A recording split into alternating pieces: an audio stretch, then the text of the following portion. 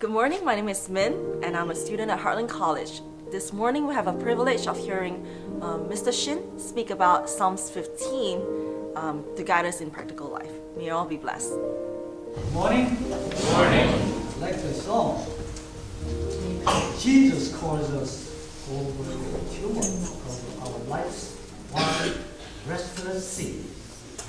Day by day, his sweet voice sounded, saying, "Christian, follow me." This morning we're going to think about Psalm 15.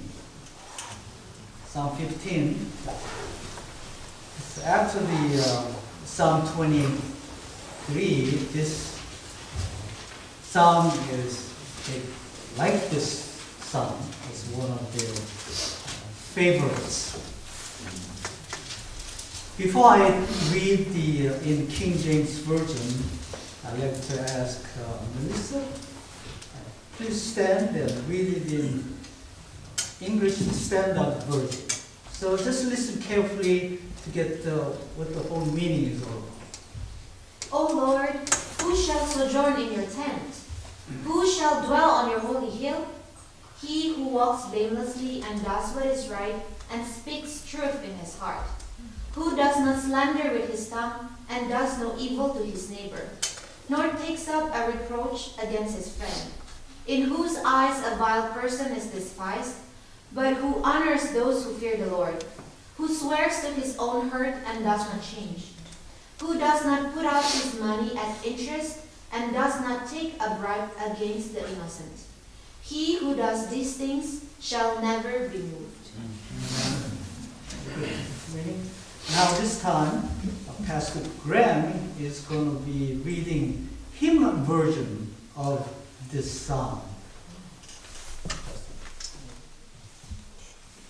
Within thy tabernacle, Lord, who shall abide with thee? And in thy high and holy hill, who shall a dweller be? The man that walketh uprightly and worketh righteousness, and as he thinketh in his heart, so doth he truth express. Who doth not slander with his tongue, nor to his friend doth hurt, nor yet against his neighbor doth take up an ill report.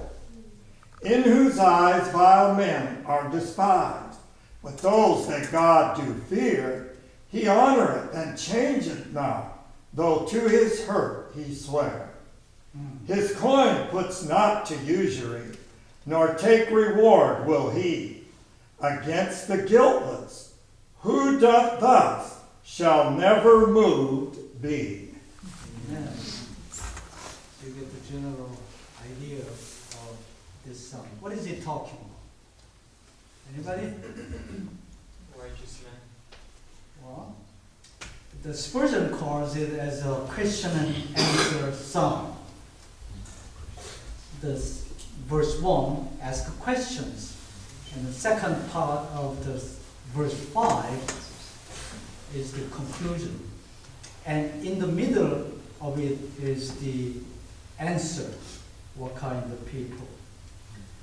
So let's go to the good old King James Version. You can find this similar thoughts in the Psalm 24, 3-5. I'll just read it in your hearing. Who shall ascend into the hill of the Lord? Sound alright? Or who shall stand in his holy place? So see the progression. That's one of the Hebrew poetry's idea. That ascend, going up, and then stand, parking himself in the holy place. And verse 4 says, "He that has clean hands and a pure heart, who has not lifted up his soul unto vanity, nor sworn deceitfully." You recall Revelation 14, whosoever follows the Lamb, and he has no God in his mouth. He shall receive the blessing from the Lord and righteousness from the God of his salvation. There are a couple of other places in the Old Testament, in Isaiah and Zechariah, but you can find the Sermon on the Mount in Matthew 5. That's the citizenship requirement. So here, verse 1, go back to King James, Psalm 15. Lord, who shall abide in thy tabernacle? Did you hear that ESV and then hymnal version? Sojourn. It's a traveling, it's a moving. And then it says, emphasizing and enhancing it. Who shall dwell, parking himself, living in your holy hill. Now, holy hill, if you search it, it's only found in Book of Psalms. In chapter 2, verse 6, it says, Yet have I set my king upon thy holy hill of Zion. So definitely it's talking about where God is. The one you're familiar with, the Psalm 99, verse 9, the scripture song, Exalt the Lord our God, and worship at his holy hill. For the Lord our God is holy. Isn't that beautiful? And then it explains, it answers who are those people. Now verse 2, saying it in positive way. And 3 to 5, first part in negative way. Look at the verse 2. He that walketh uprightly,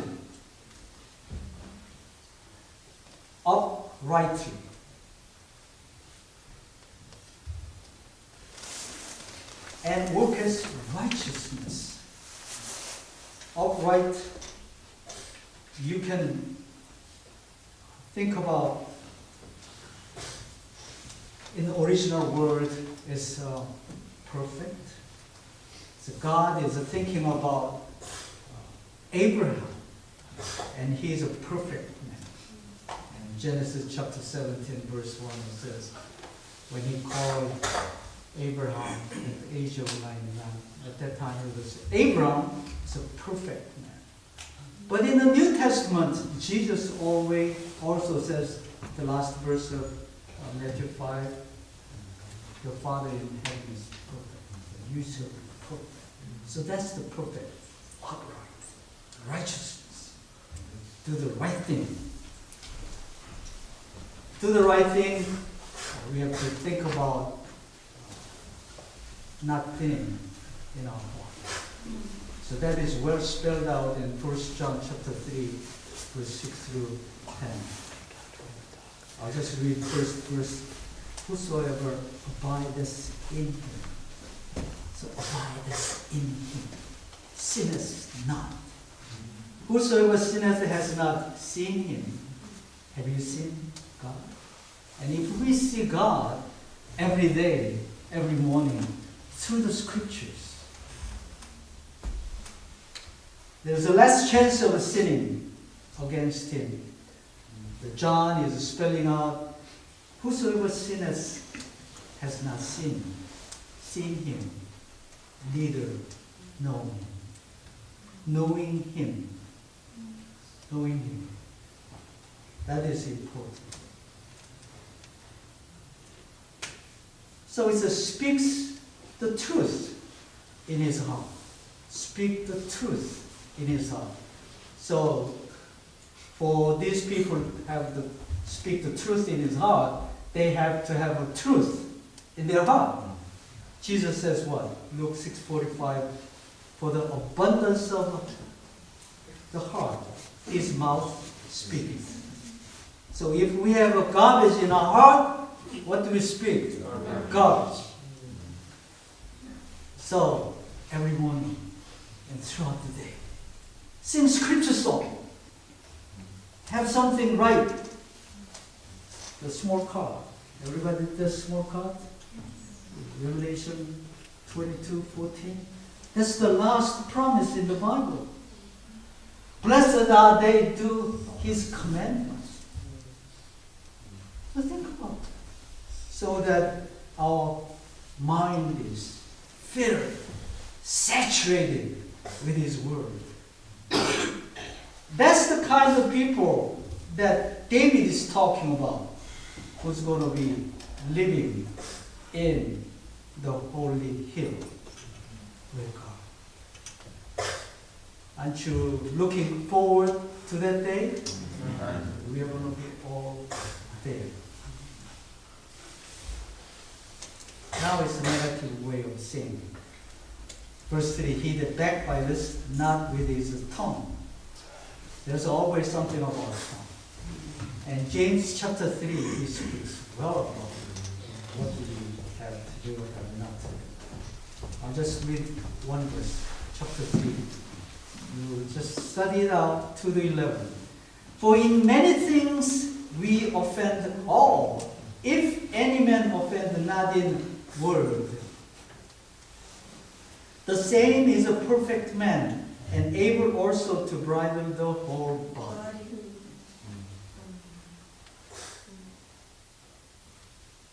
So before we say anything, we have to think about it. Is this truth? Oh yeah, what I'm about to say is the truth. But not all the truth has to be revealed. Is it edifying? You have to think about it. Oh yes, it's edifying. This person needs to hear it.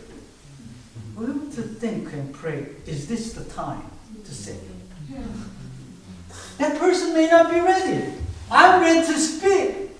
That person may not be ready to listen to our, we think, our wise counsel. So we need to pray, Lord, give us your divine appointment so we can talk about this and we can pray about this. So we need to think about that. That's what James is counseling. Continue on, nor doeth evil to his neighbor, nor takes up reproach against his neighbors. Thou shalt love thy neighbor as thyself. It's echoing the Old Testament commandments, New Testament commandments all through. Golden rule, Matthew 7:12. Therefore, all things whatsoever ye do, that men should do to you, do ye even so to them. For this is the law and the prophets. Verse 4, in whose eye a vile person is contemned, that's despised. It's not condemned, it's contemned, despised. But he honoreth them that fear the Lord. Fear of the Lord is the beginning of the wisdom.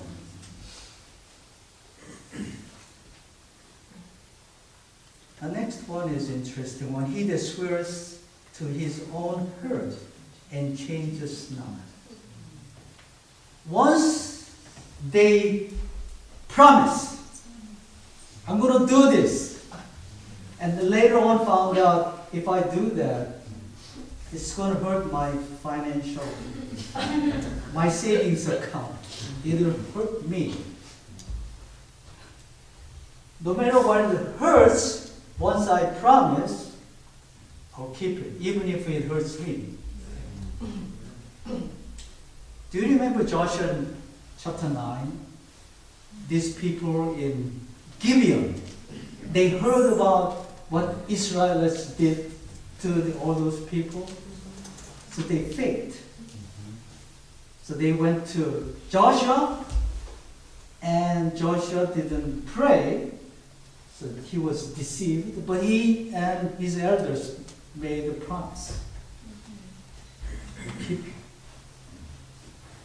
So Joshua and the elders kept the promise even if it's not convenient for them. That's what it means. He swears to his own hurt and changes not. These kind of people, integrity. I can trust him. He says he will come to Bible study today. Oh, it's kind of iffy weather, road is kind of icy, but I know he will come. I can trust him. That's the kind of people that we need to be.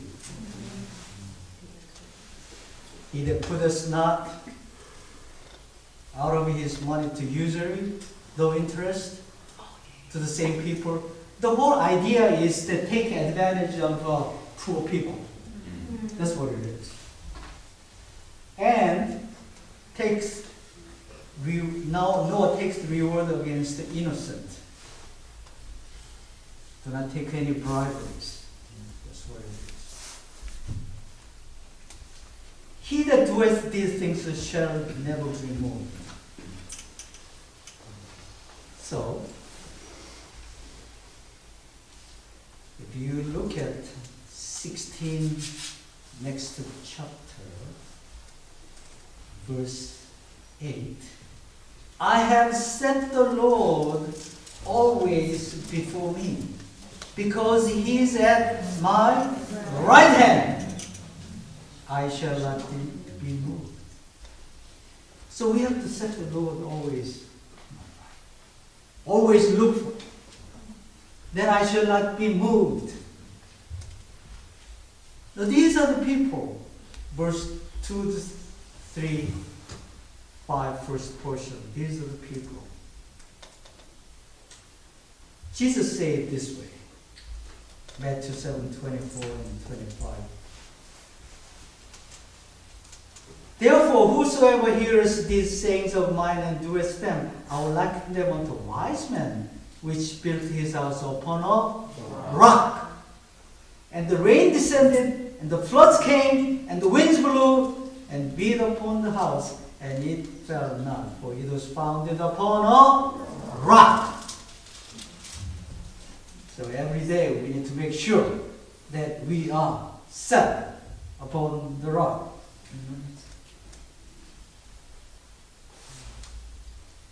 First John 2:17 puts it this way. And the world passes away, and the lust thereof, but he that doeth the will of God abideth forever. Is that what you want? So motivation for obedience. This is what I want you to think about. 1 John 5:3, it says, for this is the love of God, that we keep his commandments. The last promise, Revelation 22:14. Blessed are they that do his commandments. And his commandments are not grievous. I want you to think about this.